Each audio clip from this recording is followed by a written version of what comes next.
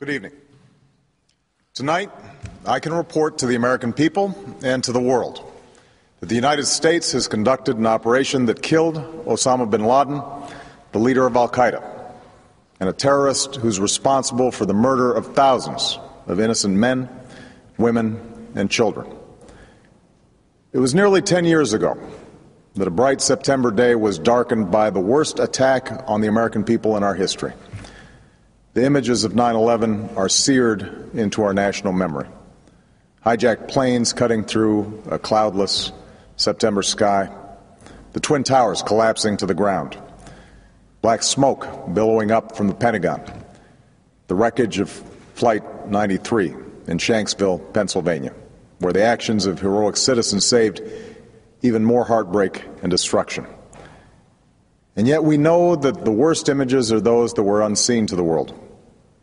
The empty seat at the dinner table, children who were forced to grow up without their mother or their father, parents who would never know the feeling of their child's embrace, nearly 3,000 citizens taken from us, leaving a gaping hole in our hearts.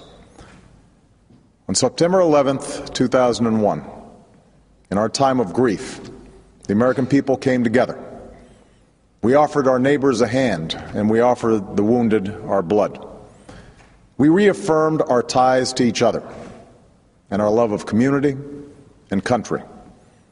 On that day, no matter where we came from, what God we prayed to, or what race or ethnicity we were united as one American family. We were also united in our resolve to protect our nation and to bring those who committed this vicious attack to justice. We quickly learned that the 9/11 attacks were carried out by al-Qaeda, an organization headed by Osama bin Laden, which had openly declared war on the United States and was committed to killing innocents in our country and around the globe. And so we went to war against al-Qaeda to protect our citizens, our friends, and our allies.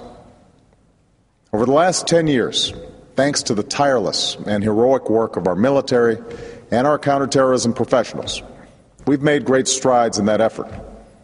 We've disrupted terrorist attacks and strengthened our homeland defense. In Afghanistan, we removed the Taliban government, which had given bin Laden and al-Qaeda safe haven and support. And around the globe, we worked with our friends and allies to capture or kill scores of al-Qaeda terrorists, including several who were a part of the 9/11 plot. Yet Osama bin Laden avoided capture and escaped across the Afghan border into Pakistan. Meanwhile, al-Qaeda continued to operate from along that border and operate through its affiliates across the world. And so shortly after taking office, I directed Leon Panetta, the director of the CIA, to make the killing or capture of bin Laden the top priority of our war against al-Qaeda, even as we continued our broader efforts to disrupt, dismantle, and defeat his network. Then, last August, after years of painstaking work by our intelligence community, I was briefed on a possible lead to bin Laden. It was far from certain, and it took many months to run this thread to ground. I met repeatedly with my national security team as we developed more information about the possibility that we had located bin Laden hiding within a compound deep inside Pakistan. And finally, last week, I determined that we had enough intelligence to take action and authorized an operation to get Osama bin Laden and bring him to justice. Today, at my direction, the United States launched a targeted operation against that compound in Abbottabad, Pakistan. A small team of Americans carried out the operation with extraordinary courage and capability. No Americans were harmed. They took care to avoid civilian casualties. After a firefight, they killed Osama bin Laden and took custody of his body. For over 2 decades, bin Laden has been al-Qaeda's leader and symbol, and has continued to plot attacks against our country and our friends and allies. The death of bin Laden marks the most significant achievement to date in our nation's effort to defeat al-Qaeda. Yet his death does not mark the end of our effort. There's no doubt that al-Qaeda will continue to pursue attacks against us. We must, and we will, remain vigilant at home and abroad. As we do, we must also reaffirm that the United States is not and never will be at war with Islam. I've made clear, just as President Bush did shortly after 9/11, that our war is not against Islam. Bin Laden was not a Muslim leader. He was a mass murderer of Muslims. Indeed, al-Qaeda has slaughtered scores of Muslims in many countries, including our own. So his demise should be welcomed by all who believe in peace and human dignity. Over the years, I've repeatedly made clear that we would take action within Pakistan if we knew where bin Laden was. That is what we've done. But it's important to note that our counterterrorism cooperation with Pakistan helped lead us to bin Laden and the compound where he was hiding. Indeed, bin Laden had declared war against Pakistan as well and ordered attacks against the Pakistani people. Tonight, I called President Zardari, and my team has also spoken with their Pakistani counterparts. They agree that this is a good and historic day for both of our nations. And going forward, it is essential that Pakistan continue to join us in the fight against al-Qaeda and its affiliates. The American people did not choose this fight. It came to our shores and started with the senseless slaughter of our citizens. After nearly 10 years of service, struggle, and sacrifice, we know well the costs of war. These efforts weigh on me every time I, as Commander-in-Chief, have to sign a letter to a family that has lost a loved one, or look into the eyes of a service member who's been gravely wounded.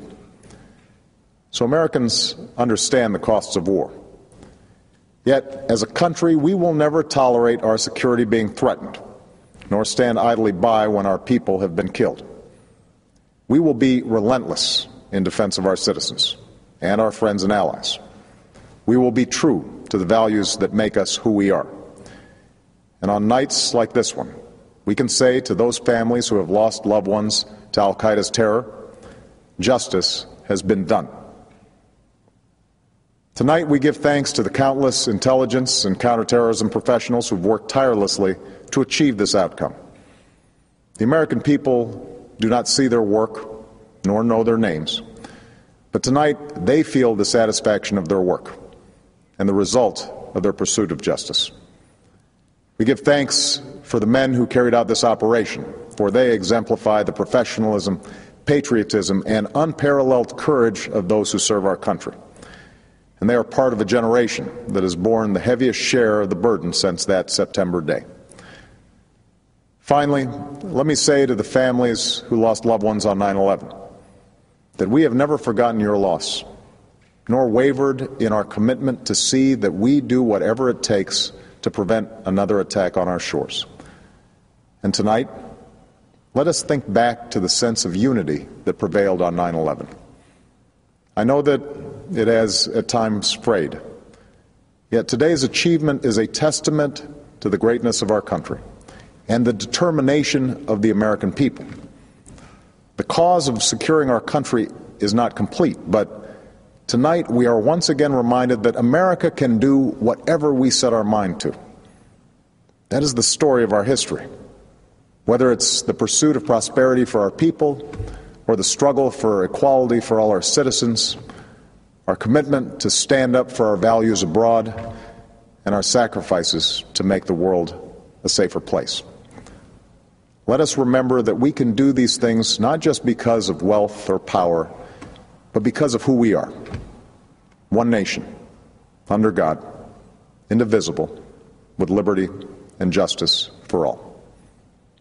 Thank you. May God bless you. And may God bless the United States of America.